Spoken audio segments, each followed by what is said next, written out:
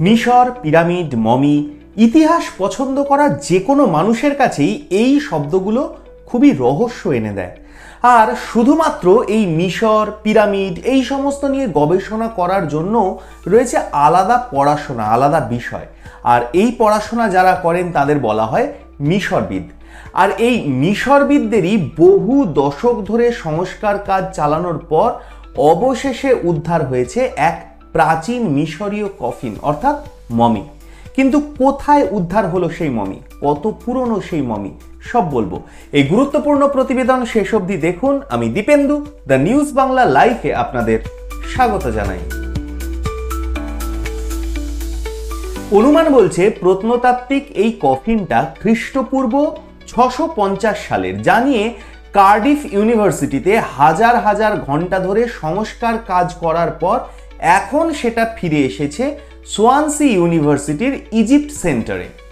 এই কফিনটা মূলত গ্রিক শহর থিবসের আনখফাখেরেড নামে এক ব্যক্তির জন্য তৈরি হয়েছিল, যা সংস্কারের পর সেন্টারের কিউরেটর ডক্টর কেন গ্রিফিনের সতর্ক নজরদারিতে ফিরিয়ে আনা হয়েছে।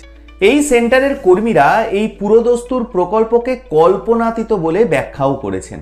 ডক্টর গ্রিফিন কি বলেছেন শুনুন। ডক্টর গ্রিফিন বলেন যে কফিনের আরও অবনতি ঠেকাতে একে পরিষ্কার, পুনর্গঠিত ও সমন্বিত করতে হয়েছে। আর আমরা একে আবারও ফিরে পেয়ে রীতিমতো রোমাঞ্চিত হয়েছি।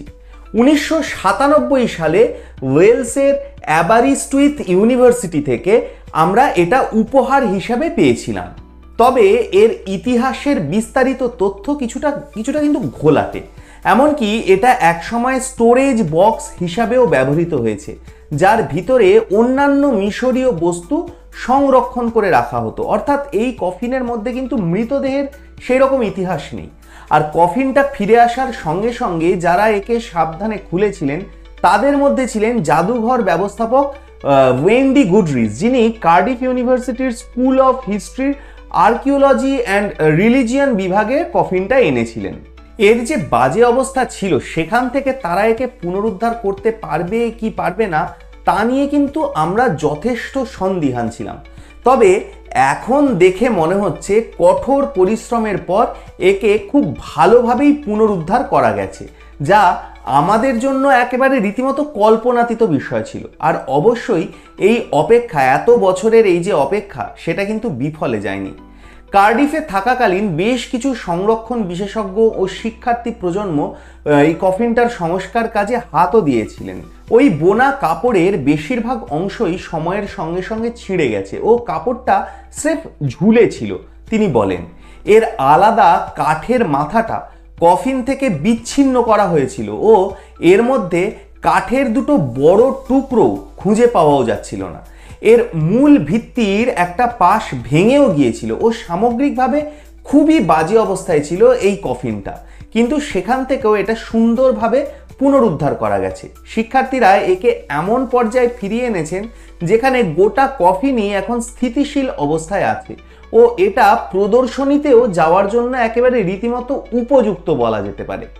বর্তমানে মেরামত করা এই কফিনে মিশরীয় দেবতাদের উজ্জ্বল রঙের চিত্র ও পরকালের বার্তা বহন করা বিভিন্ন চিত্রলিপির বর্ণমালাও রীতিমতো স্পষ্টভাবে দেখা যাচ্ছে, যার ফলে মিশর বিষয়ক প্রত্নতাত্ত্বিকরা এর ইতিহাস আরও ভালোভাবে বুঝতে পারবেন।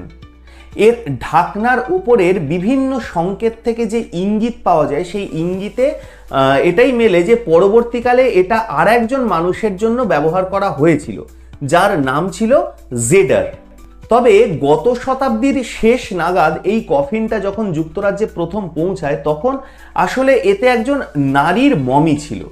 অনুমান বলছে সেই সময়কার আগ্রহী ব্রিটিশ সংগ্রাহকদের কাছে এই কফিনটার মূল্যমান বাড়ানোর জন্য হয়তো ওই দেহকে কফিনের ভেতর ঢুকানো হয়েছিল।